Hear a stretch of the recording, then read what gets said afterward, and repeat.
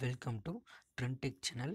இன்றைக்கி நாம் இந்த மாதிரி வீடியோ ஓவர்லேயில் பார்ட்டிகல்ஸ் அண்ட் பார் எப்படி ஆட் பண்ணுறேன்னு சொல்லி தான் நாம் பார்க்க போகிறோம். இதுக்கான டெம்ப்ளேட் லிங்க் வந்து நான் டவுன்லோட் லிங்க் வந்து டிஸ்கிரிப்ஷனில் கொடுத்துருக்கேன், நீங்கள் செக் பண்ணி பார்த்துக்குங்க. ஃபஸ்ட்டு இதுக்கு நீங்கள் ஏவி பிளேயர் ஓப்பன் பண்ணிக்குவோம்.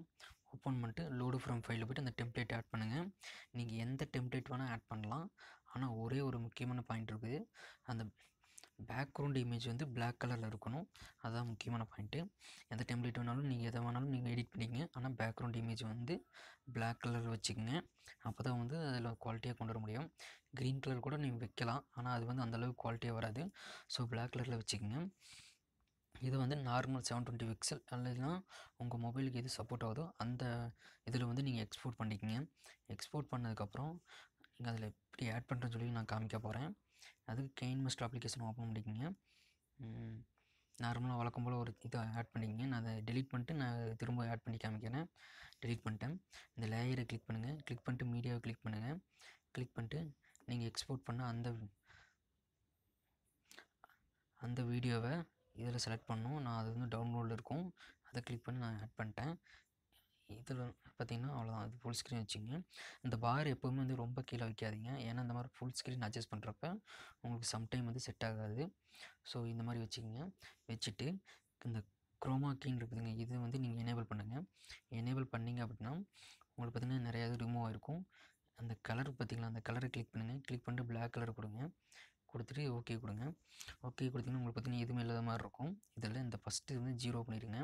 அடுத்து இந்த இதை வந்து ஃபுல்லாக இவ்வளோ தூரத்தை வச்சுக்கோங்க. வச்சுட்டு அடுத்து இந்த டீட்டெயில் கர்வ் இருக்குது பார்த்திங்களா, அதை கிளிக் பண்ணுங்கள். கிளிக் பண்ணிட்டு இதையும் நீங்கள் வந்து இப்படி ஃபுல்லாக வச்சுருங்க. லைக் திஸ், இந்த அளவுக்கு வச்சுக்கோங்க. ஓகேங்களா? வச்சுட்டு பேக் வாங்க, வந்துடுங்க. இன்னும் பேக் வந்துடுங்க. அதுக்கப்புறம் பார்த்திங்கன்னா கீழே பார்த்திங்கன்னா பிளண்டிங் சொல்லி இந்த ஆப்ஷன் இருக்கும், இந்த ஆப்ஷன் கிளிக் பண்ணுங்கள். இதில் வந்து ஸ்க்ரீன் சொல்லி ஒரு ஆப்ஷன் இருக்கும், அந்த ஆப்ஷனை கிளிக் பண்ணிங்கன்னா ஓகே ஆயிரும். அவ்வளோதான், இந்த வீடியோ உங்களுக்கு ரெடி. ப்ளே பண்ணி காமிக்கிறேன். பார்த்திங்கன்னா தெரியும், இந்த மாதிரி ரெடி ஆயிரும்.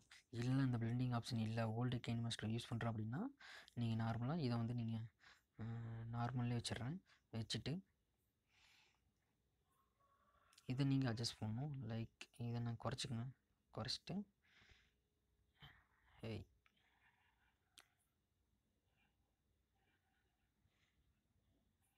உங்களுக்கு தெரியும், லைட்டாக எந்த அளவுக்கு வேணுமோ அந்தளவுக்கு வச்சுட்டு குறைச்சிட்டு நீங்கள் அது ஓகே பண்ணிங்கன்னா உங்களுக்கு இது இந்த மாதிரி நார்மலாகவும் வச்சுக்கலாம்.